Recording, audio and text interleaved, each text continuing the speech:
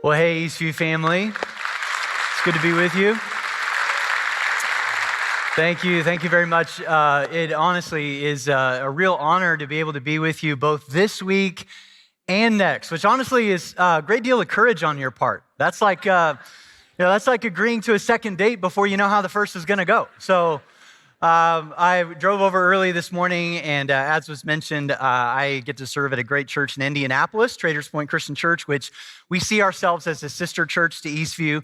And this church has meant a great deal to me for many, many years. And so I'm glad to be here with you. And I know that for many of us, we're just meeting for the first time. So I brought a picture of my family because they couldn't be here with me today. But this is my wife, Lindsay. We'll be married 24 years just in a couple of weeks. And then thank you, appreciate that. The woman is a saint. And then my kids, my son Connor, he's our oldest, and then Campbell, Kennedy, and Cadence, they are 20, 18, 16, and 11. And so I've got two teenage daughters and one soon to be, so you can be praying for me. And but that's my family, and man, as I said, really, really looking forward to being with you. If you got a Bible, go ahead and find John chapter 4. John chapter 4 is where we're going to be, and we're going to finish up this chapter today, and then next week we'll jump into the beginning of chapter 5. And as you're finding that, I just want to ask you, has there ever been a time in your life when you faced a set of circumstances in which you felt, for lack of a better word, paralyzed? Like you weren't quite sure what your next move should be. You just felt stuck. I remember several years ago, I was in my office at our church, and I've got outside my office window is a really incredible view of a parking lot and a cornfield. Kind of reminds me a lot of Illinois, actually. And I was looking out my window, and it was the middle of the day, and I noticed my wife walk out of the front doors of our church, and I wasn't expecting her to be there that day. And she was walking away from me towards her truck. And as she usually does, she looked very, very pretty. And I've just learned after 24 years of marriage, if your wife looks pretty, you just tell her. And so I pulled out my phone and I texted her and I said, "Hey, babe, watching you walk out to your truck right now, you look really pretty today." And I hit send. And I was pretty proud of myself. I was like, man, that's good. That's good. And she texted me right back and she said, "Well, thank you. That's very sweet. But I'm at home right now."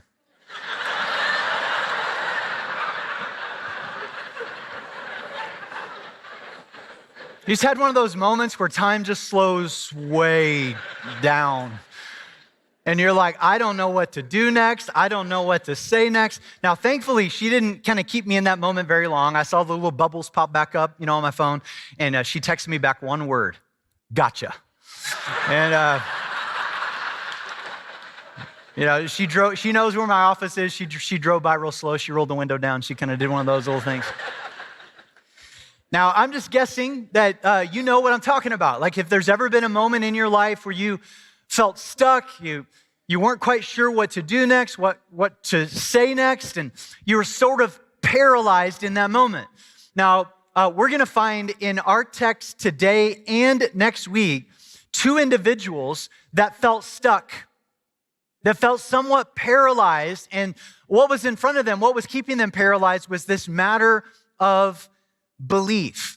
Now, I love this series that you guys have been in as you've just been studying through the Gospel of John. And as many of you know, John is the fourth biography of the life and ministry of Jesus. It follows Matthew, Mark, and Luke, but it's set apart from the first three. And some of you know this, that Matthew, Mark, and Luke are known as the synoptic gospels. Now, what that means is that all three of them provide a very similar synopsis. That's where we get the word synoptic of Jesus' life and ministry. What I mean is that they wrote their gospel in relatively right around the same time period. It was a handful of years right after the resurrection. The three of them have a very similar goal, but different audiences. And so they're trying to get down on paper an accurate record of Jesus' life and ministry while it's still fresh.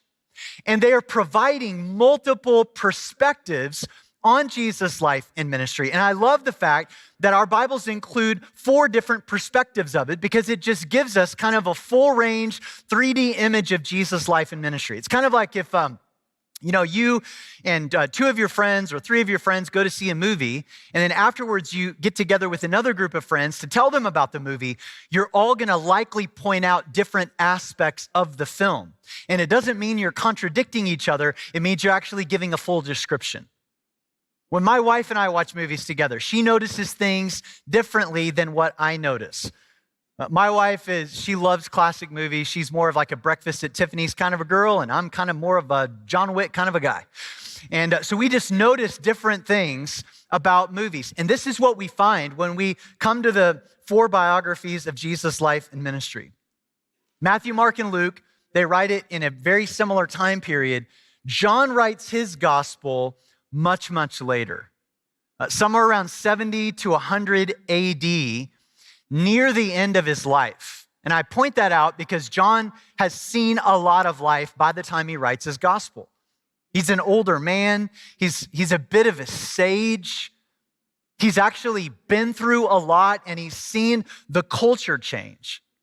And by the time John writes his gospel, his primary aim wasn't necessarily to get an accurate recording of Jesus' life and ministry down on paper for us to have, although that was certainly a part of it. John isn't interested in doing what Matthew, Mark, and Luke have already done effectively. John's aim is different. In fact, about 90% of what we read in the Gospel of John isn't necessarily found in the previous 3 Gospels. He's arguably one of the most theological of the 4, and yet he is the most accessible. A lot of Greek students will usually read John first because he's the easiest of the New Testament books to translate. The Gospel of John is simple, but it's not shallow, which is why oftentimes whenever somebody comes to me and they say, I'm somewhat new to Bible reading or Bible study, where should I start? And I oftentimes just recommend, just start in the Gospel of John. And the reason why is because John wants to introduce us to the person of Jesus, and he wants us to believe. So if Matthew is the gospel of fulfilled prophecy, Mark could be described as the gospel of events, Luke could be described as the gospel of accuracy, John is the gospel of belief. And if we were to say, hey, anytime you write like a doctoral paper or whatever, you should have a thesis. I think John's thesis is found in chapter 20, verse 31. He just says, hey, here's the purpose of why I'm writing. These things are written that you may believe that Jesus is the Messiah, the Son of God, and that by believing you may have life in his name. The Greek word for belief is found no less than 100 times in the Gospel of John. And what he does is he records these stories that are found in this gospel of Jesus meeting these real life people and helping them come to believe. And what we see, especially in today's text and next week's text, is that Jesus isn't afraid to let us struggle a little bit. He doesn't just come along and just resolve everything. Jesus oftentimes will leave us in the midst of that paralysis kind of a moment, and he'll let us kind of wrestle it out just a bit. You see, spiritual growth in all of our lives, and I realize right now I'm talking to a big room and I'm talking to the people online, and everybody's at a different stage of their belief. Some of you, maybe we might be what we call pre-belief, like you don't yet believe in the God of the Bible and you've not yet given your life to Jesus. And others of you, maybe it was very recent. And others of you, maybe you've been following Jesus for about 20 years. But regardless, we all need to take a step of belief. And spiritual growth is never a straight line. Like we'd like for it to be. We'd like for spiritual growth to kind of be up and to the right. But instead of a straight line, spiritual growth is usually more like a zigzag. It's more like a series of ups and downs and setbacks, and then maybe some steps forward. And so I'm just wondering if I'm talking to anybody this morning and you're in the middle, of a zag or a zig. I don't know if a zig or a zag is up or down, but are you in like a valley? Are you in this moment of confusion? And maybe it's because of pain. Maybe it's because of some sort of anxiety that you've got in your life. And Jesus, oftentimes, I want him so badly in those moments in my life just to pluck me out of it. But Jesus sometimes will leave us in it. And that's actually where the fruit grows. Now, what we see at this point in John's gospel, I want you to know that this is chapter 4, the end of chapter 4 is a transition in the gospel. And what we're going to see here is that Jesus is going to come face to face with some of the unfairness that we find in life. And life is often hard, unfair, and confusing. And as a pastor, I usually get a front row seat to people's highs and to people's lows. And Jesus doesn't just keep a safe distance from us. We find him getting up close and personal with humanity. We also see here in the middle of chapter 4 that this is where the growing hostility towards Jesus is going to begin, that's going to eventually lead to his crucifixion. Now, to set up our passage today, I know that last week Tommy walked you through the woman at the well, and Jesus is in Samaria. Now, in our passage, Jesus and the disciples are going to travel back to Galilee. And about 3 months ago, I got a chance to go to the Holy Land for the very first time. And if you have never been to the Holy Land, I highly encourage you to get that on your schedule to go. Because, and those of you that have been, I see some heads nodding because you know what I'm talking about, is that you go to the Holy Land, it takes your Bible reading from black and white to full color. And as I read and studied this passage this last week, as it talks about Jesus going from Samaria back up to Galilee and then talking about Cana and Capernaum, I was in both of those places. So as I'm reading this text, I'm like, man, I understand the geography there. I understand what John is trying to describe to us. And so Jesus moves from Samaria, which was a foreign land, but which, by the way, people were receptive to his message there. And he's going back into his homeland where there was a resistance to his message. And let's pick this up in verse 43. It says, at the end of the 2 days, Jesus went on to Galilee, and he himself had said that a prophet is not honored in his hometown. Yet the Galileans welcomed him, for they had been in Jerusalem at the Passover celebration and had seen everything he did there. As he traveled through Galilee, he came to Cana, where he had turned the water into wine. And so just to kind of give you a little bit of geography lesson, we see that Jesus is in Galilee. He grew up in Nazareth. There was a little town about 10 miles to the north of Nazareth known as Cana. That's where Jesus performed his very first miracle, where he turned water into wine at a wedding. And he was somewhat prompted to do it by his mom. Who can say no to his mom? Jesus wasn't quite ready yet to do a miracle, but his mom asked him to, so he did it. And so the crowd there remembered that Jesus had done this miracle. And so there was a murmuring. They were like, hey, this is the guy that turned water into wine. And so they were coming back to see if maybe he might do another one. So it says in verse 46, there was a government official in nearby Capernaum whose son was very sick.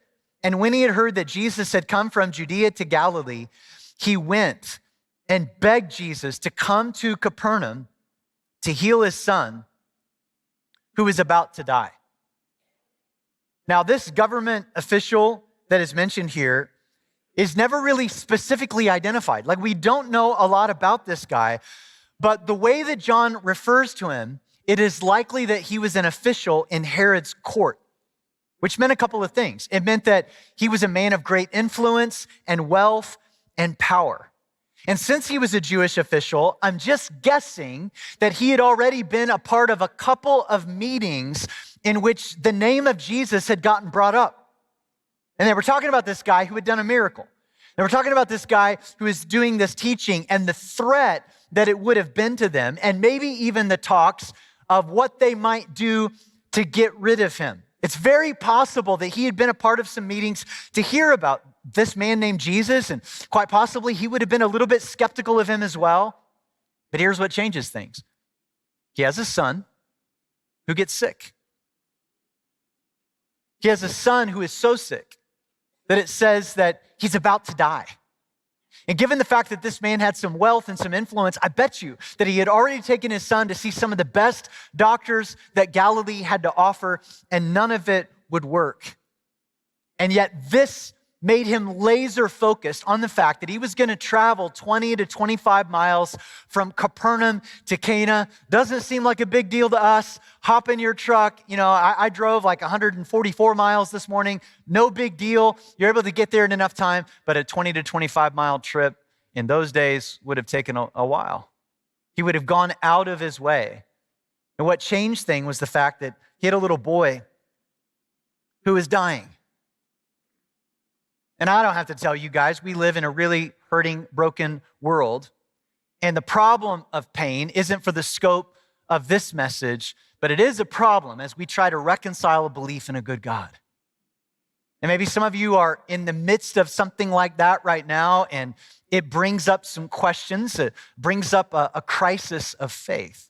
Here's what I want you to see, is that this guy might not have ever made the trip to Cana to meet Jesus if it hadn't have been for pain. C.S. Lewis famously said that pain is the megaphone of God. And pain does two things. Pain can push a lot of people away from God, and pain can draw us to God. You've got to decide which it'll do for you. You know, I know 2020 was a difficult year for every single person that I've ever met. And same was true for me. 2020, hands down, was the most difficult year of my life. And June of 2020 was the most difficult month of my life. And the second week of June was the most difficult week of my life. And the Tuesday of that week was the most difficult day of my life. And this was when kind of things just kind of got to a fever pitch. And if you can think back to that month of that year, not only were we dealing with the pandemic and all the unknowns around that, there was all this social unrest. And as a pastor, I was trying to lead our church through that without physically being able to gather in front of people. It's one of the most challenging things I've ever done in my life. And I had people mad at me because of things I said, and I had people mad at me because I didn't say something to something. And so it was kind of like, no matter what I do, I'm going to make somebody mad. And I'm kind of wired up as an achiever who wants to help people. And it felt like during the pandemic, my achiever and my helper got blindfolded, gagged, thrown into a closet, and kicked in the throat and told to be quiet. And it was like, I can't achieve anything and I can't help anybody. And I just had all these people mad at me. And I remember that particular week, that second week in June, I needed to address what was happening in the culture, but I wanted to do it biblically. As a pastor, I wanted to be a shepherd to our people and just teach what the Bible had to say about this just very controversial subject. And I knew it was going to be challenging, filled with all kinds of pitfalls, and I had to preach it to an empty room. And I remember it was a Tuesday, which is sermon writing day for me. And I sat down on my kitchen table, and my mom called me out of the blue, and she said, "Hey, I just wanted you to know that Grandma just died unexpectedly early this morning, and we really need you to get to Joplin, Missouri, which is where I'm from. It's a 9-hour drive, by this Friday to preach the funeral." And I said, "Okay." And I hung up the phone, and I just burst into tears. It just became too much. So what that meant was I had to write one of the most challenging sermons I've ever had to write and preach it. I had to write it in a day. Usually it takes me 3 days. I had to preach it to an empty room the following day on camera and then leave to go preach my grandma's funeral. And right there in that moment, I threw up my hands and I said, "God, I really want to quit. Would you please let me quit?" And I reached out to one of my elders and I just said, "Hey, I could really use you right now. Can you come over? This is what has just happened." And so he came over and he sat on the front porch with me and I said, "I don't need you to fix it and I don't need you to rescue me out of it. I just need you to sit with me in this and cry with me and pray with me." And that's exactly what he did. And I remember walking in the front doors that afternoon, and my wife was standing there to meet me, and she hugged me and she looked at me and she said, "Aaron, I really think this is a good thing." She said, "I really think that God is stripping you of all the things that you rely upon so that way you can only run to him. You can't achieve anything right now. You can't help anybody," which actually at times as a pastor, that just kind of turns into false idols for you. God's taking all that away and he's making you utterly dependent upon him. This is what we see happening in this passage, is that this guy is getting stripped down to the core. If there's anything worse than you having a fatal illness, it's one of your kids. And so he goes to Cana to see if Jesus might be able to help him. His son's about to die.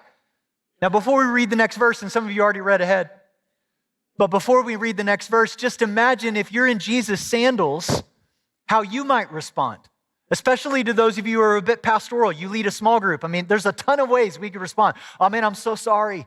Absolutely, I'll be right there. Let me do what I can." Look at Jesus' response in verse 48. Jesus asked, "Will you never believe in me unless you see miraculous signs and wonders?" Man, Is it just me, or does that seem a little cold? It's like, if Jesus is just kind of saying, man, like you just want me to kind of do a show, you just want me to perform. Now keep in mind that Jesus had been in Samaria. He hadn't done a miracle, but all these lives got changed by the testimony of the woman at the well. And in his own hometown, they wanted to see miracles. I think this is on Jesus' mind. And yet I love the fact that Jesus, by the way, Jesus is willing to say hard things. One of the things that always blows me away is like Jesus' conversation with the rich young ruler. I would have handled that totally different if I was Jesus. Thankfully, I'm not. But the rich young ruler comes to Jesus. Hey, Jesus, what do I have to do to inherit eternal life? And Jesus tells him, and he's like, oh man, I've done all those things. He's kept the checklist. And Jesus says, okay, one thing you haven't, sell everything you have, give to the poor and come follow me. And he's like, oh, I can't do that. And Jesus let the guy walk. If I would have been him, I would have been like, oh, wait a second, and maybe I overstated that. It's like, we can negotiate this, but Jesus lets the guy walk away. Jesus is not afraid of saying tough things. And honestly, it has been the people who love me the most that tell me the truth that brings about the most change in my life. If somebody just tells me everything that I want to hear, then I think that they just want something. Jesus speaks hard words into this guy's life. And look at verse 49. The official pleaded, Lord, please come now before my little boy dies. The 20-mile trip to Capernaum. And the thought that Jesus could heal this little boy at a distance hadn't even entered the guy's mind. Now look at verse 50. Then Jesus told him, go back home. Your son will live.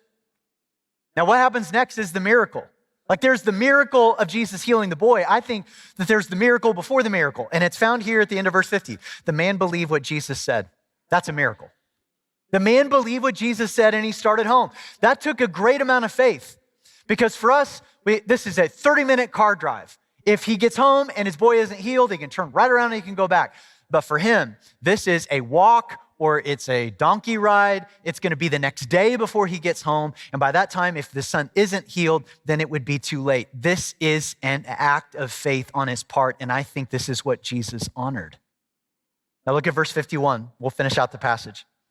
While the man was on his way, some of the servants met him with the news that his son was alive and well. And he asked them when the boy had begun to get better. And they replied, yesterday afternoon at 1:00, his fever suddenly disappeared. And the father realized that that was the very time Jesus had told him, your son will live. And he and his entire household believed in Jesus. And this was the second miraculous sign Jesus did in Galilee after coming from Judea. This man came to believe, and then his entire household came to believe on the word of his testimony. Now, what's the application for us? Regardless of where you might be in your journey to believe. And as I said, maybe there's somebody listening to this right now and you have not yet placed your faith in Jesus. Or maybe it's been very recent. You're a brand new Christian, or you've been walking with Jesus for 20 years.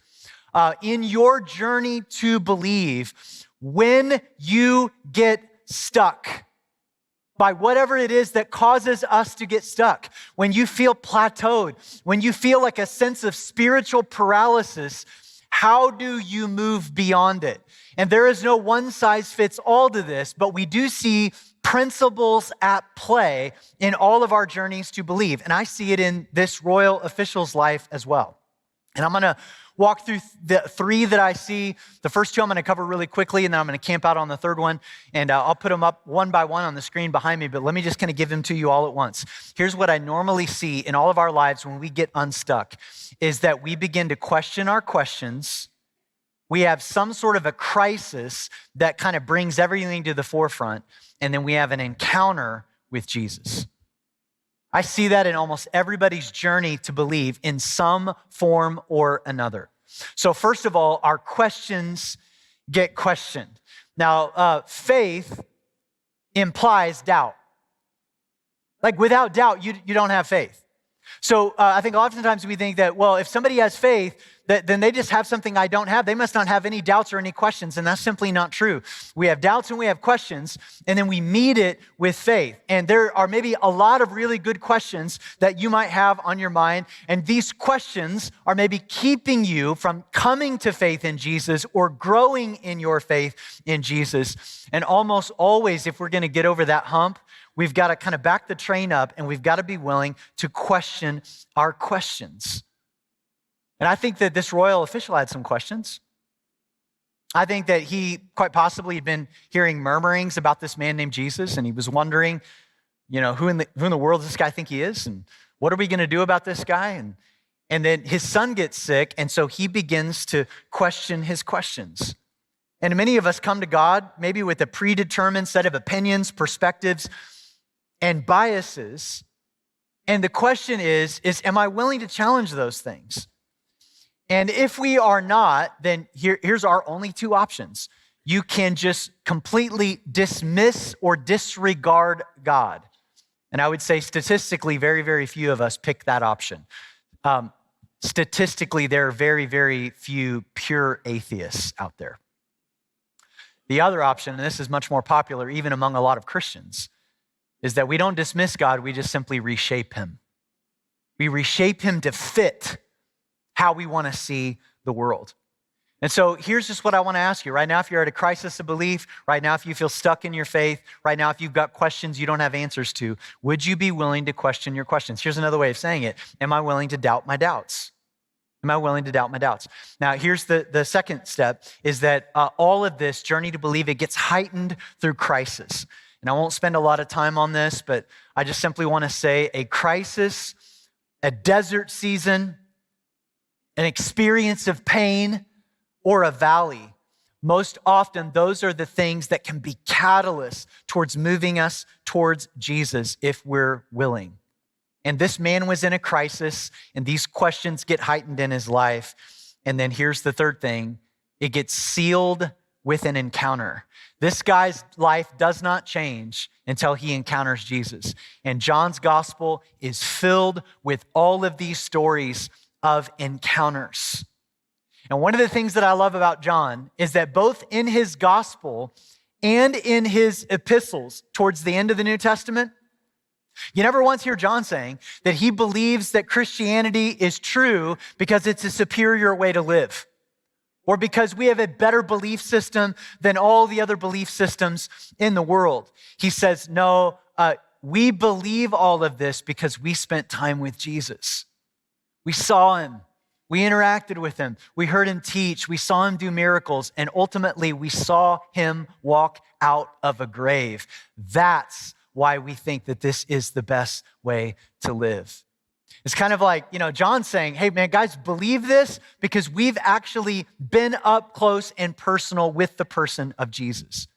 I'm from Indianapolis, which is a big racing town. And there's this little race that happened a few weeks ago. I don't know if you've heard of it, called the Indianapolis 500. And I usually get a chance to go every year. And I've just loved the race, come to really, really love the race every year.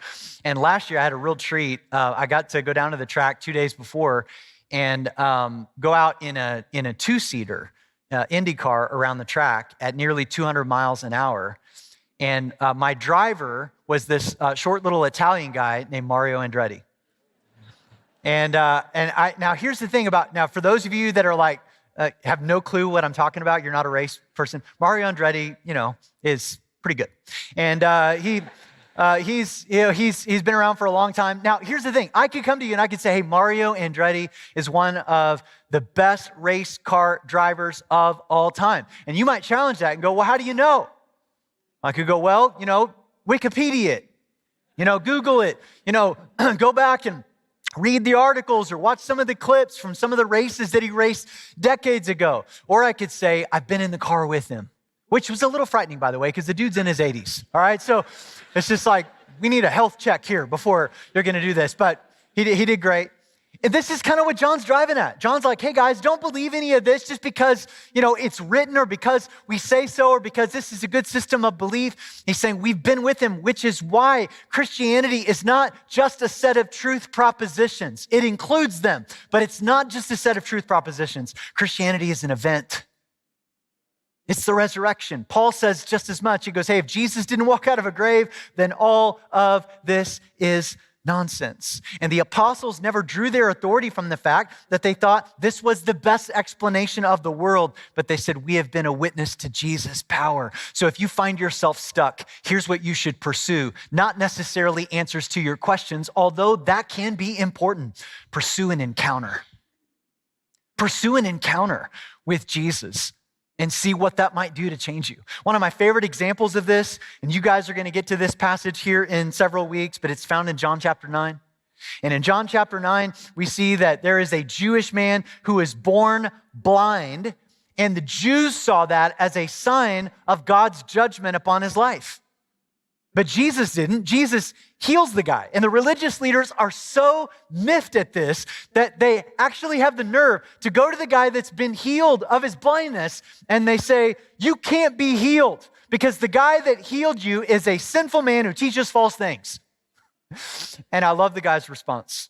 It's found in chapter 9, verse 25. And here's just my thing. I just imagine this guy saying this with a country accent. I'm from Southwest Missouri. I can say this, all right?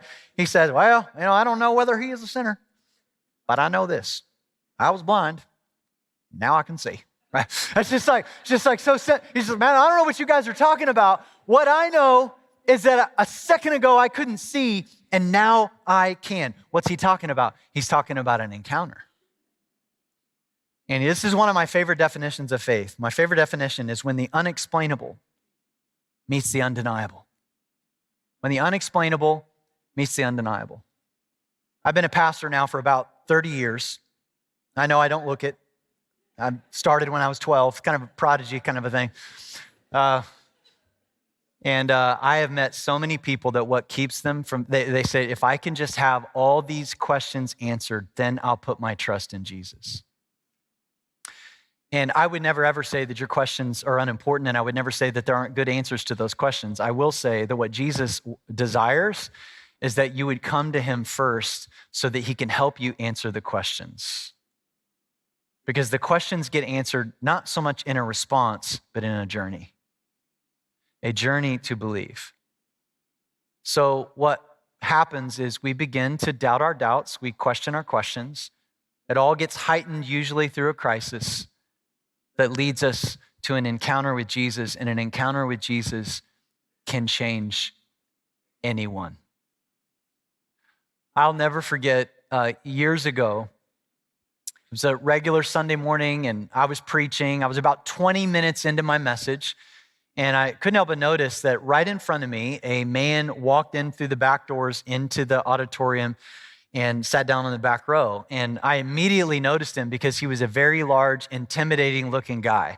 If I could describe him to you, he had a completely shaved bald head, two big gold loop earrings. He was Samoan, covered in tattoos. He looked like Mr. Clean had just walked off of the bottle into real life. So the guy looked like, and he walked in, sat down in the back, never seen him before. He crossed his arms. He scowled the whole time. He didn't look happy to be there, and I wanted to meet him. And so as soon as I was done preaching, I walked off stage, and I set my Bible down, and I ran full sprint to the door I know people who don't want to talk to the pastor leave from. You all don't think we know, but we know. And so I ran to that door just as he was leaving, and I kind of walked up to him, and I gave a big smile, and I kind of shook out my hand, and I was like, hey, man, he's like, I don't know if we've met before. My name's Aaron. And literally, the guy didn't extend his hand. He didn't smile. He just glanced at me and turned and walked out the door. And I thought, well, I'm not the best at reading people, but that didn't go well. And so I was like, well, probably won't ever see that guy again. And so next week, preaching, about 20 minutes into my message, Mr. Clean walks in, sits down in the exact same spot, didn't look any happier to be there, crosses his arms, scowls the whole time. And I said, I'm just going to give him his space. So I get done preaching, I walk out into the lobby. I usually like to just kind of hang out in the lobby afterwards and talking to people. And I noticed him out of the corner of my eye walking towards me. And I couldn't read him. Like, he looked angry. He was just fixed. He was like walking straight towards me. And he walks right up to me. And I was like, hey, man. And he said, hey, he goes, you the preacher? And I was like, what tipped you off, Sherlock? Like, I mean, you're pretty quick. And he kind of cracked a little bit of a smile, and he's like, I thought so, but you look different up close, And he's like, well, hey, I was just wondering, do you pray for people? And I said, yeah, I've been known to. And he said, well, I was wondering if you might pray for me before I leave today. I was totally shocked, especially how the last weekend it went. I said, well, what would you like for me to pray about? And he goes, well, my girlfriend and I just broke up. We were living together, and she moved out of our apartment, and I just put a down payment on a house. But I found out this past week that my blankety blank landlord isn't going to let me out of my blankety blank lease. And if he doesn't, then I'm going to fall out of escrow with this house. I can't afford both. And he said, I said, okay. I said, what would you like me to pray? He goes, would you pray that my blankety blank landlord would let me out of my blankety blank lease? And I said, yeah, I'd be happy to. And I said, can I do that right now? And I've just learned, if I'm going to pray, just do it now. And he looked at me and he goes, can you do that? And I was like, just a sec, call Central. Yep, we're clear. We're clear for the prayer. So I said, hey man, I didn't catch your name. Can you tell me your name? And he goes, why is that important? And I was like, it's not. Just stand right here and I'll pray in this general vicinity. And so I prayed for him. And I prayed that God would cause his landlord, I cleaned up the language, but just that he would let him out of his lease. And then I slid this in there right at the very end. And I said, and God, I don't even know my new friend's name, and I don't know anything about him, and I don't know why he's here. But I pray that before the end of the year, he would come to have an encounter with you and his life would radically be changed forever. In Jesus' name, amen. And then I took this giant step back like this, because I didn't know if he'd come out of the prayer swinging. And he had, honestly, he had a little bit of a tear in his eye. And I was like, you okay? And he was like, yeah, allergies are bothering me, And so he leaves. Next weekend, I'm preaching, 20 minutes into the message, walks in, sits down in the back, doesn't look any happier to be there. And so I'm out in the lobby, and he's come walking straight towards me. Once again, I can't read the guy. He just has this scowl on his face. He walks right up to me, and right when he gets about 2 feet from me, he goes, bro, you're never going to believe this. He's like, my landlord let me out of my lease this last week. And he goes, dude, God listens to you, man. And then he pulled out of his back pocket a list. He's like, I got a list, man. He's like, I was like, whoa, I don't think it works that way, bro. And so because he was in a good mood, I said, hey man, you got any lunch plans?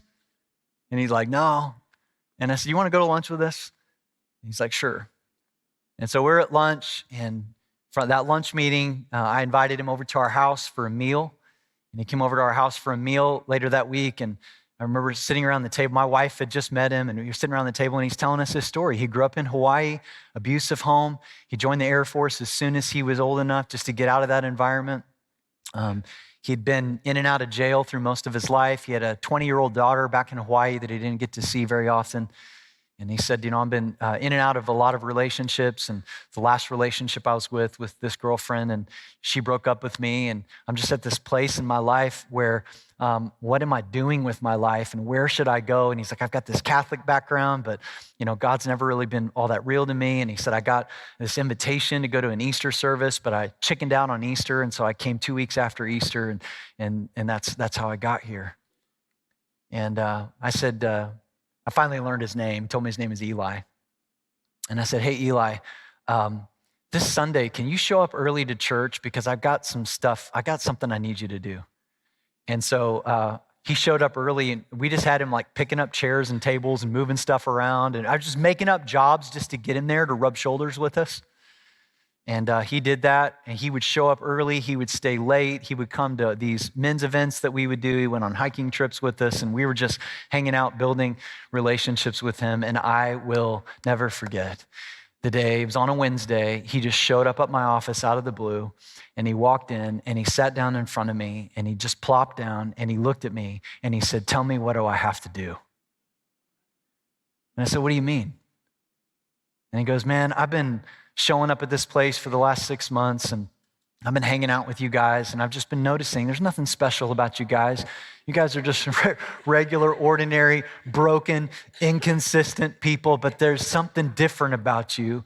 And he said, I'll give anything to have it. And I said, hey, Eli, I just want you to know that it's already been done for you. You just need to respond today by having an encounter with Jesus. He goes, man, you don't understand all this junk I've got in my past and the stuff I've even got going on now. And I was like, man, it doesn't matter. You bring all that baggage to Jesus. Let him deal with it. And I got down on my knees with that brother of mine in my office, and he prayed to receive Jesus into his heart. And later that week, I got a chance to baptize him in somebody's hot tub, which are my favorite baptisms, by the way, because you can do the baptism and then hang out for a while. And do you want to know where Eli is today? He's actually, no, he's not here. He's not here.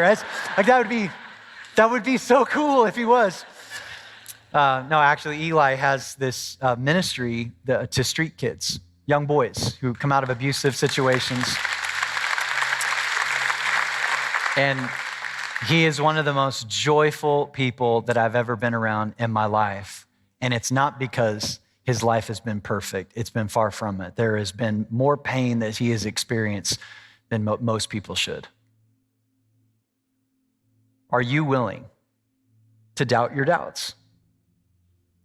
To take your crisis and bring it to the feet of Jesus and to have an encounter? There's two miracles in this passage. There's the miracle of the little boy who is healed, but that little boy would eventually grow up and die physically one day. The real miracle was a life that was changed forever. And God is still in the business of doing miracles if you would pray to have an encounter. Father, we come to you right now and we thank you that you are a God that doesn't stay distant from us, but in and through the person of Jesus, you get up close and personal. Jesus is God with skin on, that he gets right up into humanity. And so, God, today, I pray that if there's somebody here that has questions and it's keeping them from faith, somebody here that's in the midst of pain or crisis and it's keeping them from faith, that they might be willing to seek an encounter with you where the unexplainable meets the undeniable. Because our faith is not resting upon a set of truth propositions. It's resting upon a person who walked out of a grave so that we could have hope one day beyond ours. So meet us in this room or wherever we may be right now. We ask this in your name. Amen.